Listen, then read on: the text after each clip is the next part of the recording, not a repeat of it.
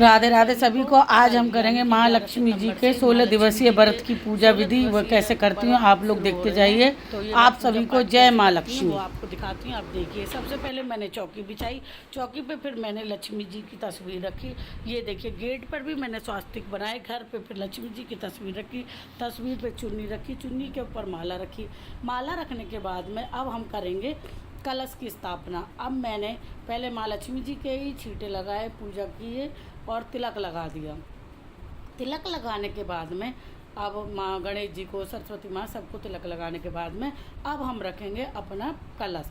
कलश के लिए मैंने थोड़ा सा चावल का ढेर लिया, उस पर आप चाहे चौकी बनाइए, कुछ कीजिए, पूर लीजिए और उसके बाद में पानी से भरा कलश रख दिया।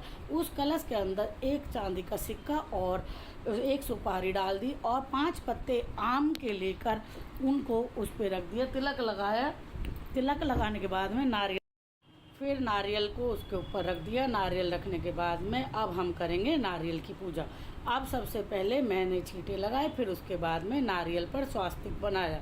स्वास्तिक बनाने के बाद में फिर मैंने लक्ष्मी जी को तिलक किया। लक्ष्मी जी को तिलक करने के बाद में अब मैं आगे पूजा पाठ करें। फूल माला लेकर लक्ष्मी जी को माला चढ़ाई। उसके बाद ये देखिए, माला चढ़ाने के बाद में गुलाब का फूल थे, गुलाब के फूल रखे लक्ष्मी जी को। उधर श्री यंत्र रखे हुए हैं, फिर श्री यंत्र को फूल चढ़ाया। श्री यंत्र को फूल चढ़ाने के बाद में फिर मैंने नारियल पे फूल चढ़ाए और अपनी पूजा पाठ ऐसे चलती जा रही है। आप लोग देखते जाइए। बहुत सिंपल सी पूजा होती है। माँ लक्ष्मी जी बहुत प्रसन्न होती हैं और बहुत कुछ दे के जाती हैं। ये मैंने फूल माला चढ़ा दी हैं। उसके बाद में अब ये मैं अब माता रानी का कमल का फूल है मेरे पास में, क्रिस्टल का। फिर मैंने चावल का ढेर रखा, चावल के ढेर पर अपने फूल को विराजमान किया। उसके बाद फल और मिठाई रखी। फल और मिठाई के बाद में अब मैं श्रृंगार का सामान निकाल रही हूँ। श्रृंगार के सामान में आप माता रानी को, आपके जितनी क्षमता हो, जितनी श्रद्धा हो, उतना माता रानी को 1, 3, 5, 11, 16 जितना हो आप माता रानी को श्रृंगार का सामान चढ़ाइए। और बाद में इस श्रृंगार को अपने ही परिवार में बहन बेटियों को, अगर उनको ना दे पाएँ तो ब्राह्मणी को दे दीजिए मंदिर में जाकर, जब ये हमारे व्रत 16 दिन के ख़त्म हो जाएं। उसके बाद में मैंने दिया बाती जलाई। दिया बाती जलाने के बाद में फिर मैंने बत्ती जला दी। धूप बत्ती के बाद में फिर मैंने कथा पढ़ी।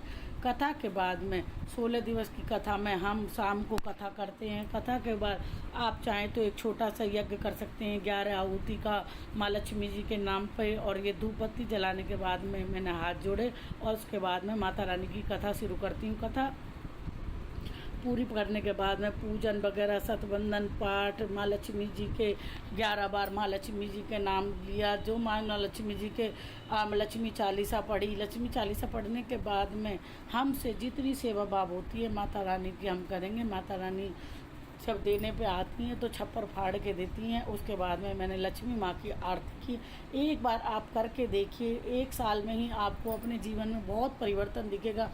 माँ लक्ष्मी जी बहुत सब कुछ दे जाती हैं। मैं पूजा कर रही थी, उधर बीच में कोको आ जाता है, फिर उसको देखना है, कई चीज़ों में ध्यान बटा रहता है। अगर मेरी पूजा में कहीं गलती हो तो क्षमा कीजिएगा। उसके बाद में आगे मेरा कोको भी परेशान हो रहा, गर्मी थी, बोला माँ अब छोड़ दे। वो बेचारा साइड में लेट गया, कहता आज तो लगता लक्ष्मी को लेके ही चलेगी मेरी माँ।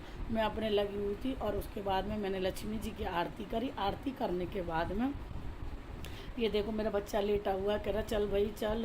अब मैं वो लक्ष्मी चालीसा जो पढ़ रही थी वो पढ़ रही थी। उसके बाद में फिर मेरी पूजा पूरी संपन्न हुई। फिर मैं पानी लेकर, पानी का कलश तुलसी जी के गमले के पास गई। वहाँ जाके मैंने तुलसी जी को जल चढ़ाया। आपको मेरी वीडियो पसंद आई हो तो मेरी वीडियो को लाइक करें, सब्सक्राइब करें मेरे चैनल को।